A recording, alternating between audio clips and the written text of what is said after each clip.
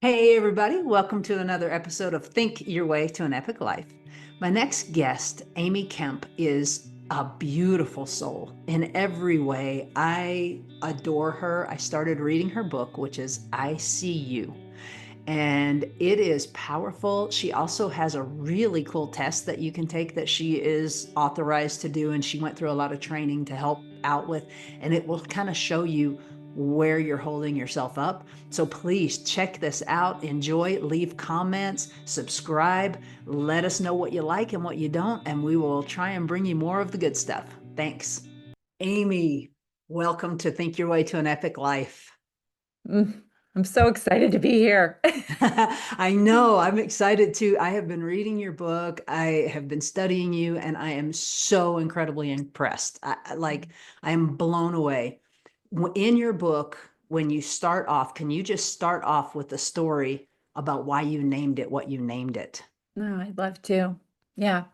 I had I went to an event locally, a community event, where a mutual acquaintance introduced me to this woman who I kind of knew who she was. She's very visible in our community. She sits at some really important tables and I would say her decisions probably affect thousands of people. I mean, she's an accomplished person. And then I also know kind of her active family life and community involvement, volunteerism, that kind of thing. So I really liked her. We had a very brief interaction. And so I reached out and just invited her to a cup of coffee. And for about an hour, I just listened to her story. I was so curious how she got to where she is. And about 55 minutes in, she sort of brusquely interrupted me and she said, "Why did you invite me to coffee today?" Probably thinking I had some sort of agenda or I had an offering or I don't know. And the I said the first thing that came to my mind, which was because I see you. And she just put her head in her hands and wept. And it was a long time. It felt like a long time. So I just let her. And then she sat up and she wiped her eyes and collected herself. And she said, "Thank you. So few people do." And really, those are the people I wrote the book for, are the people that everyone is seeing. They're leading or they've built something or they've accomplished something. And they're making it look really great on the outside. But it's not always as simple, the internal experience of those lives. It's also a lot of times lonely. You're isolated. It's inappropriate for you to talk to people in your work about how you're doing because you're leading them, or it's just not a place where you can be really vulnerable. And I just find that a lot of people that I work with don't have a lot of space where they can be authentically what they are in that moment. And so that's who I wrote the book for. And it is so good, and a lot of our listeners are exactly who you wrote the book Mm. for, because they're so accomplished and they do so many things. And I mean, this book, you guys, I am not exaggerating when I tell you, you need to get this book. It will absolutely validate who you are and what you're going through, and that you're not alone, and Mm. that you are seen. Mm.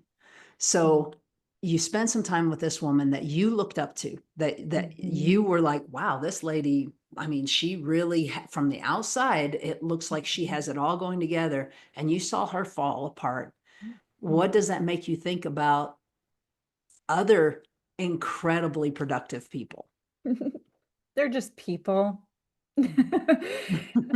There's also this point we get to where, and this is actually the core message of the book, where just working harder, working more hours isn't going to move you forward any further.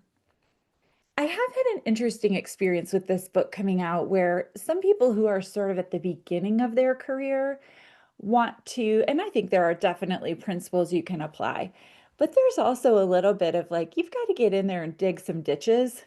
and really build something, you gotta like do some of the groundwork to build a career or a profession or a business before you get to this point where that I'm speaking of. But this point is where um, I can't or I won't, I'm not willing to give any more hours.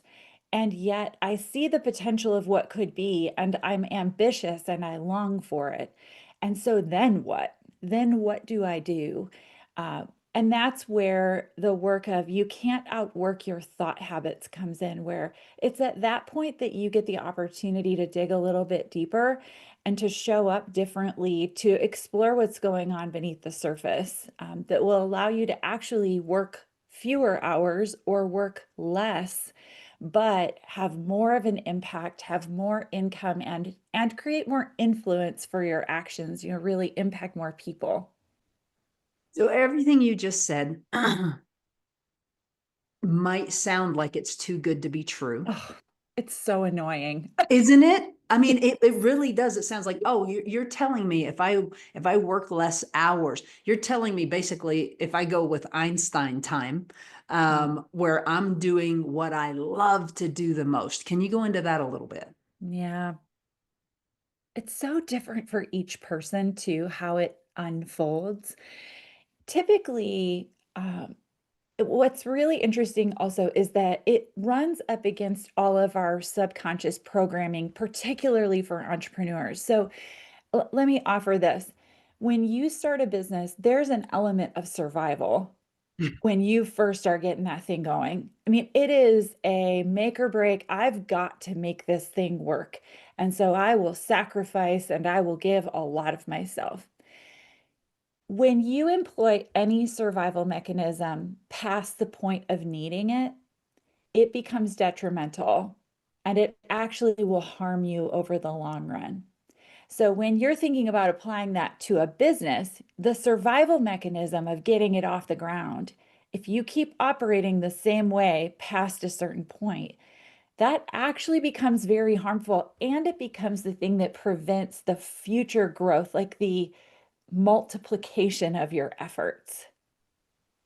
Because you're living and you're operating in survival. The problem is our subconscious, our bodies are hardwired to survive. So these habits of thinking that I'm working with people on are so deeply buried. And at some point, you needed them to survive.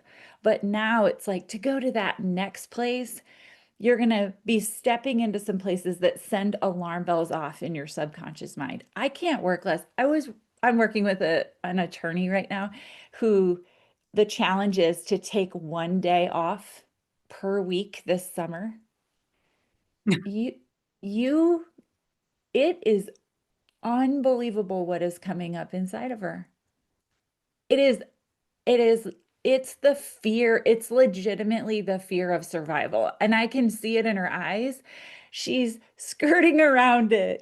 She's like, okay, I blocked him out, but then, well, what about? And, there's a lot of going back and I'm challenging her that if she will honor this time where she's actually saying, I'm not only creating a business, I'm creating a life for my family, for myself.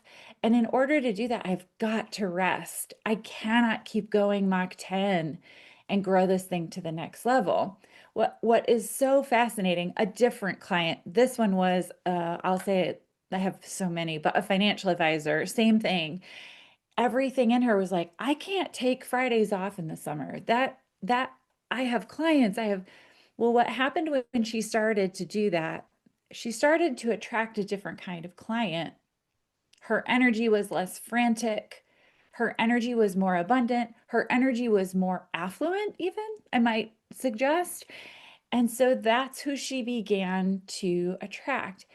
Today, years later, after first taking that step of faith of creating some boundaries in there, her business has quadrupled in size. I just saw her. She was like, I can't even believe what's happening in my work and how it is just multiplied. And I'm still taking now, she takes always Fridays off in the summer, and she takes 3 1-week vacations throughout the year, which felt unattainable. It felt ridiculous at the time we started working together.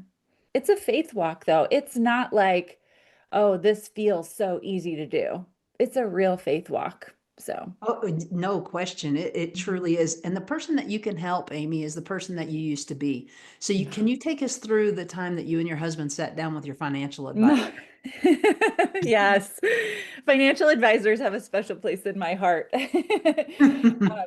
So I had filled out, they give you the forms to fill out about your future goals and then also just all of your current financial information. I had spent a few hours filling all of that out before our meeting with our financial advisor, who is a very trusted friend. And I might even say, like, a part of our team. She helps us so much in creating the life we want. So we go to this meeting. I remember what I was wearing. I remember the color of the chairs. I remember the sound of the air conditioner in the room. It's such a vivid memory for me.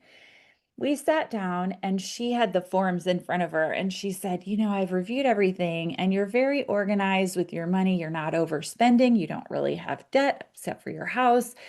Um, Everything looks great. There's just one problem.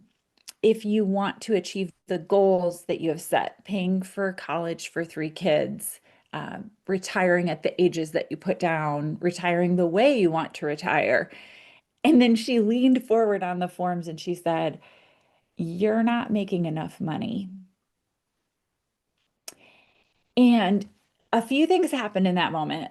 The first thing was I was frantically looking around the room for someone who could take care of this problem. Like, is there someone here that knows how to solve this? I look at my husband, who is in education. He's an assistant principal at our local high school. He's doing exactly what he should be doing. And the only way he's making more money is by getting older. It's just what we signed up for.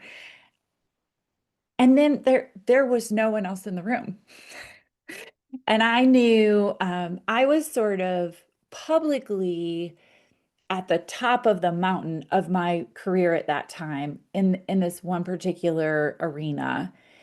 And I knew, oh man, I cannot work any more hours. Our kids at that time were all three, I call it the Uber era of parenting, where no one drives and everyone is in things.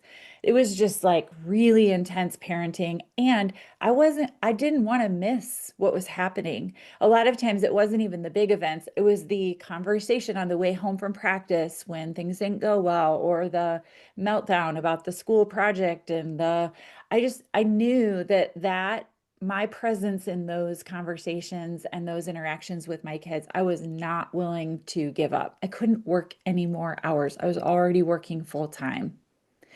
And so then it became really evident that first, I thought something needed to change.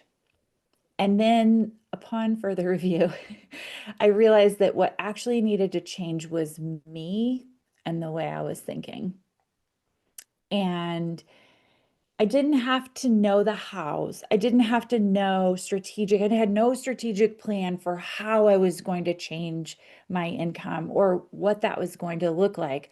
Instead, I decided, one, I'm not giving up on the goals, but also I'm going to invest in growing me and trust that that investment will have an external return that will come to us in the form of income.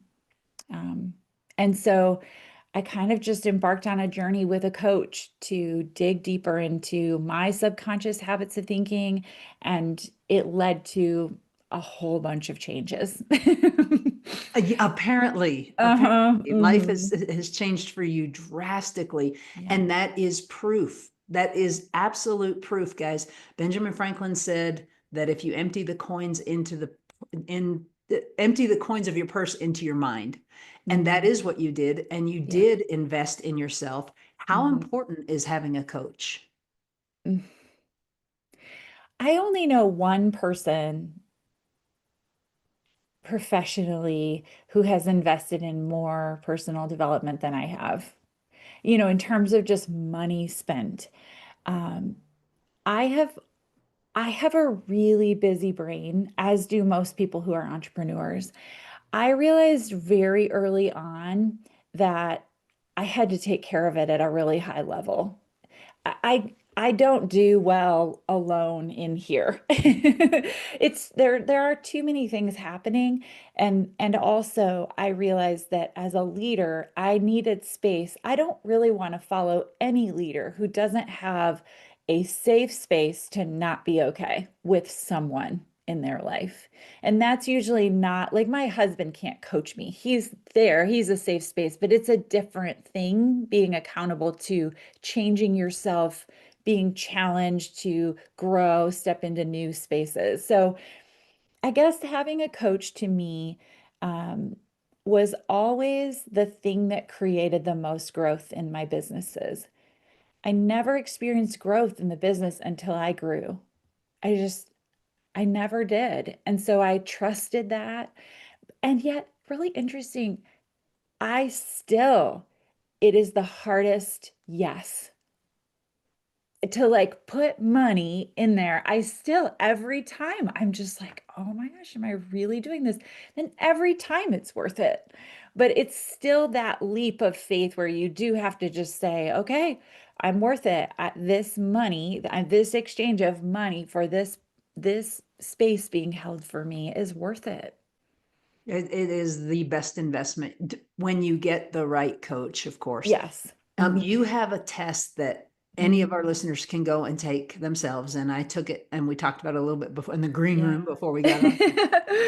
One of the biggest problems that I found out in that test is structure. Can you talk a little bit more Mm. about the structure that you, Mm. 7 beliefs? Yes. And I can't wait for you to get to that chapter in the book because it's probably my favorite chapter. And it's the one that, like, I don't know.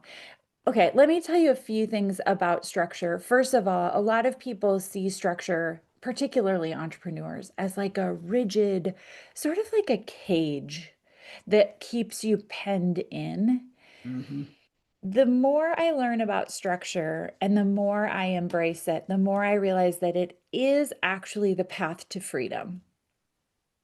It is the path to all of the things that we set New Year's resolutions about, right? Our health, our finances, our relationships, our time management, our businesses. Like it is the thing that when you embrace it, leads you to what you actually want. But what's so interesting is that we resist it because we think it is restricting, and then our lack of embracing it creates restriction in our life. So let me give you an example that's kind of a cool, just it makes this really clear. If you don't embrace the structure of taking care of your physical body, if you resist that structure for a long period of time, you will end up having structure imposed upon you in the form of medicine that you have to take every single day, in the form of, in the most extreme form, maybe even in a hospitalization, which is the most extreme form of structure, if you think about it, right? Someone's coming in on a regular basis to take care of your body.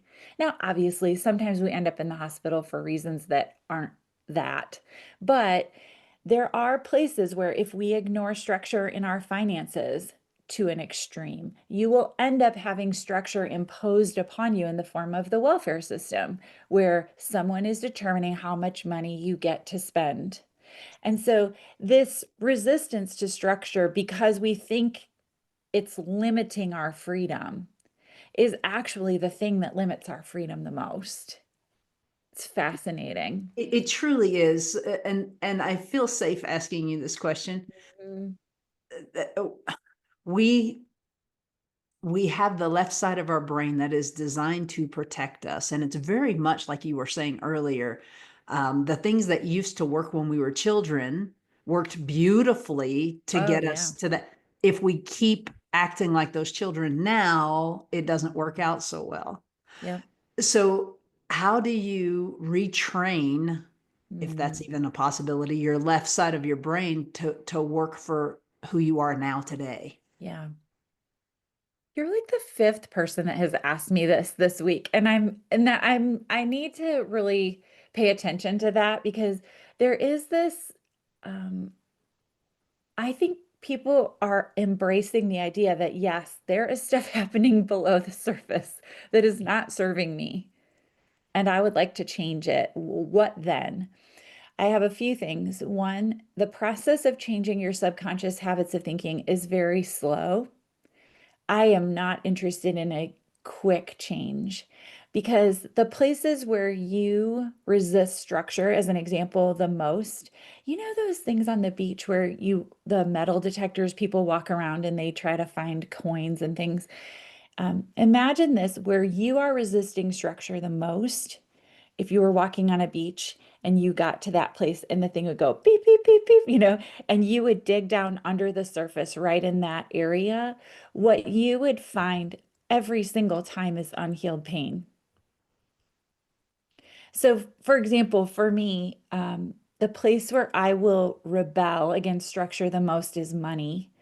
I don't want a strict budget. I don't, and I have some financial, I would call it like little t trauma, but financial trauma from some business experiences where I was living in scarcity, fear, survival that was so real. It was so scary to me, right?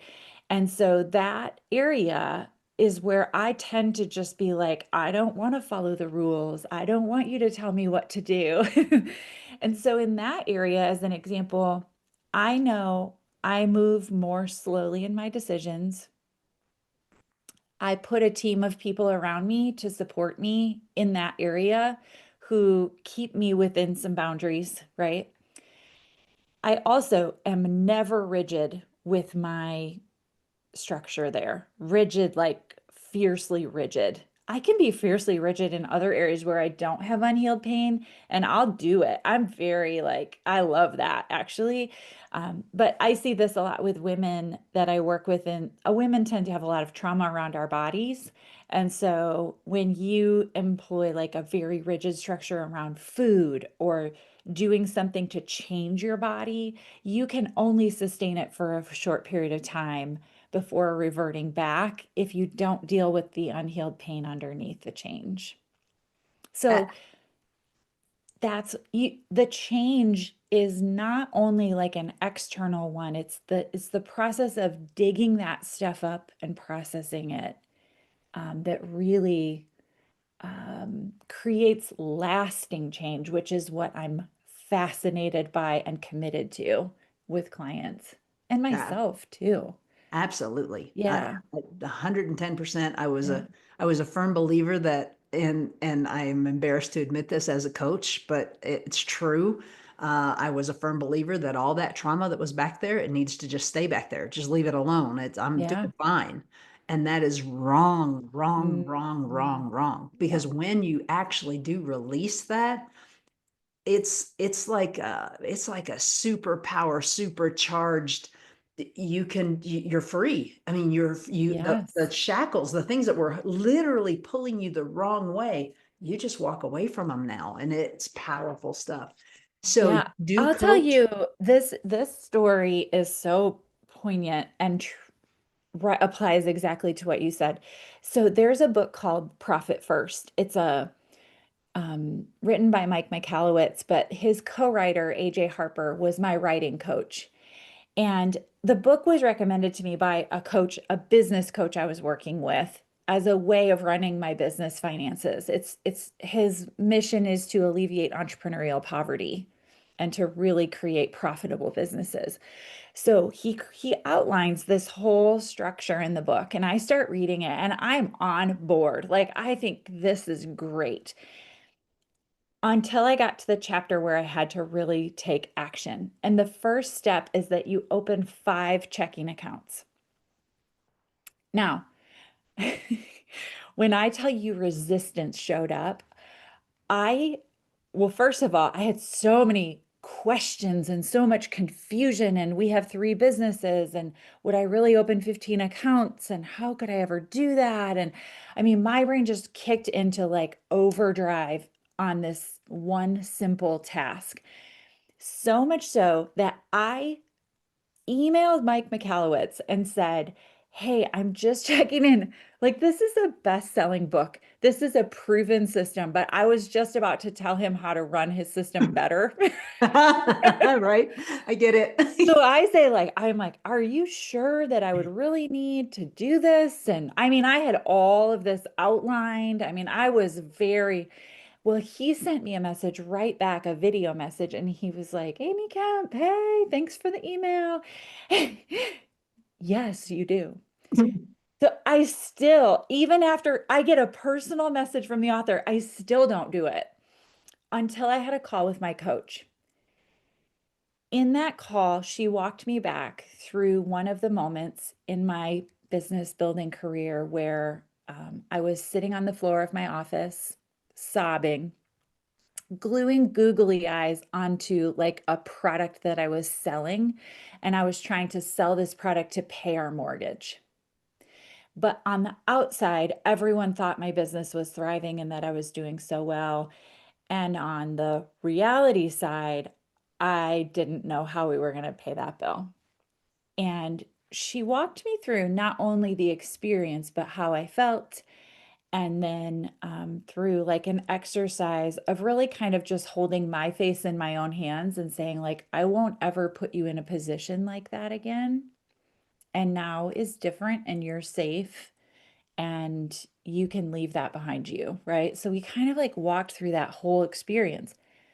I hung up with her, and within an hour, I had opened all of the checking accounts, got them all set up. Like, it didn't take very long. I know the person at the bank, I mean, it wasn't that big of a deal, but there was no way I would embrace that structure until I had dealt with that pain.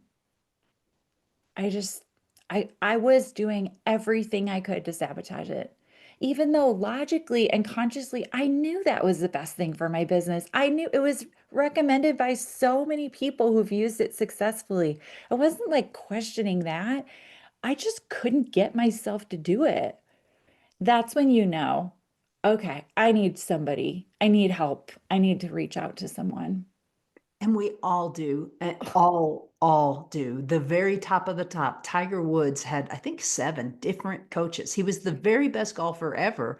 Yet he had coaches that were not as good as him, but they could see.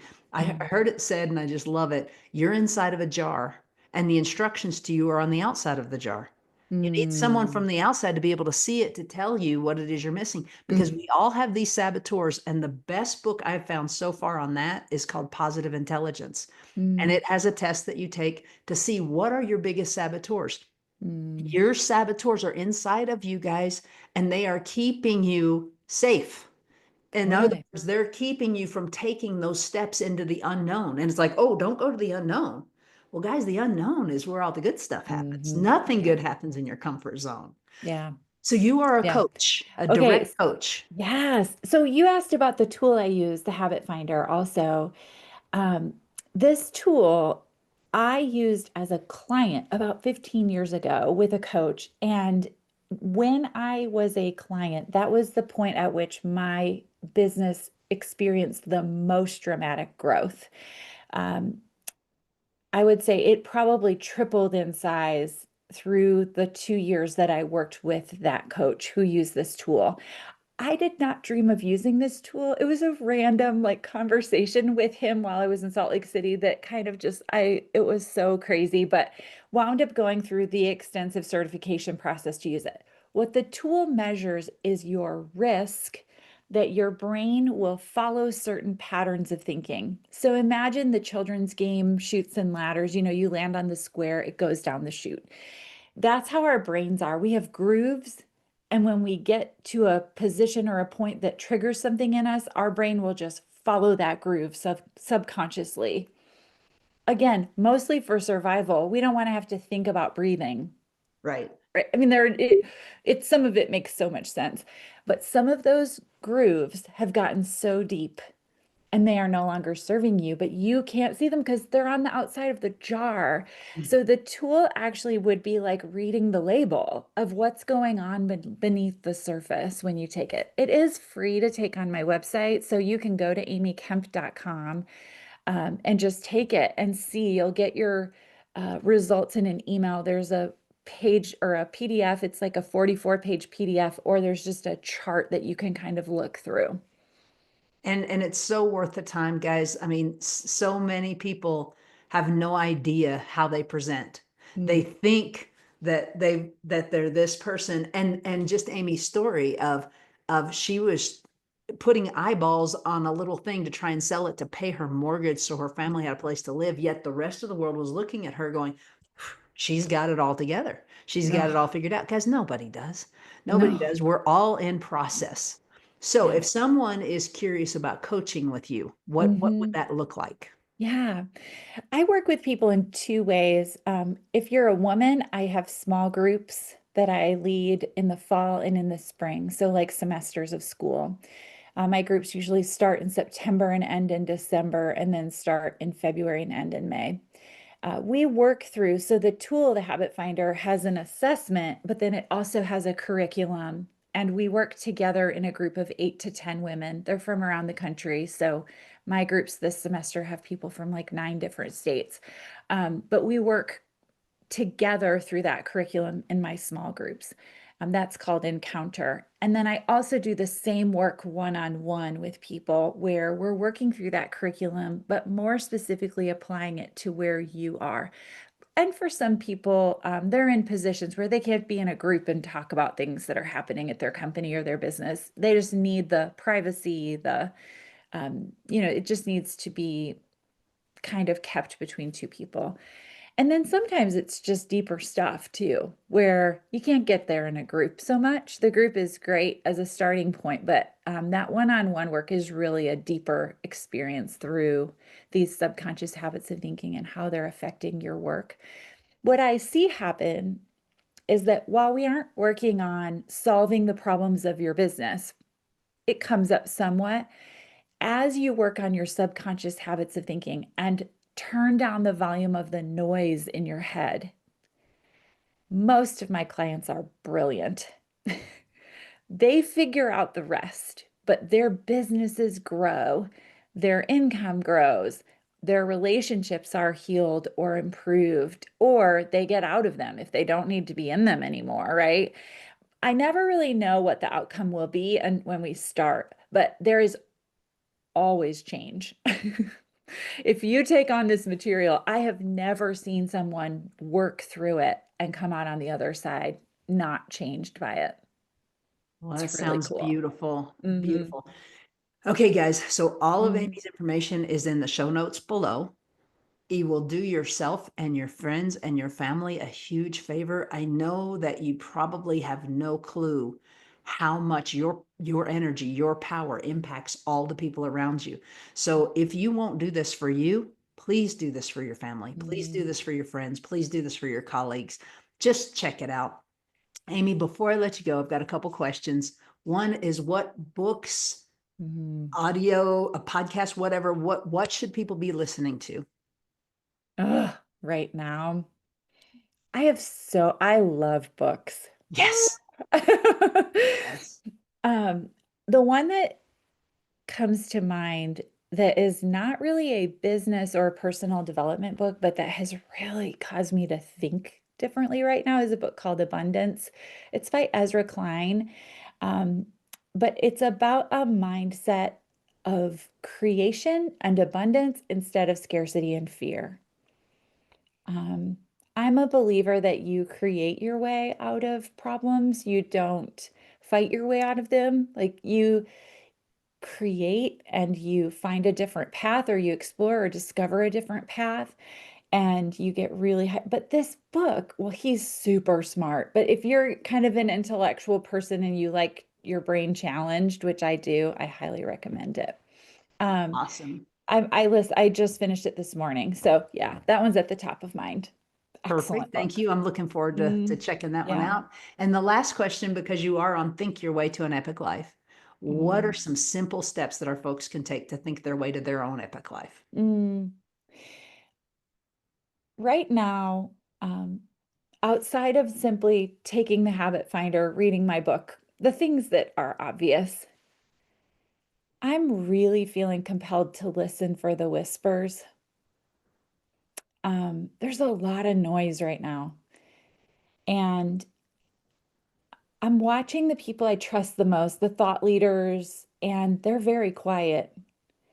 And I think they're listening. I think they're creating quietly, or they're getting ready to create, or they're listening for what they should create next. This has me so compelled that even in my own quiet a few weeks ago, I got the inspired idea to go on a listening tour. And so I'm going to be traveling around the country in the fall. I never really wanted to do a book tour. It felt very me centric, but I'm very interested in where people are and what's happening in their worlds right now. I want to listen more, but even that, I want to listen to those intuitive whispers that provide the inspired ideas that our world needs. How can we serve? How can we show up with that level of peace? How can we quiet our minds and what we're exposed to enough that we can receive those whispers, and then take action on them? Because I do think it's critical, in the work of creation. I love it. I love it. I love it, guys. It's not like we haven't talked about meditation a billion times on this Mm, podcast. And it is the, for drivers, I get it. Believe me, I know. It's like, seriously, coach, you want me to sit and do nothing? and Like, receive. and yeah, and yes, I Mm, promise you, it is the most valuable thing you can do with your time. I Amy, know. girlfriend, I think we could talk for hours. Thank For you so days. much. Thank Thank you. you. Thank you. Thank you This for has been being such a beautiful. gracious host. I appreciate it. It has been my honor and my privilege. And guys, go get the book, go take the test, check out what Amy's got to offer you. You will not regret it, I promise.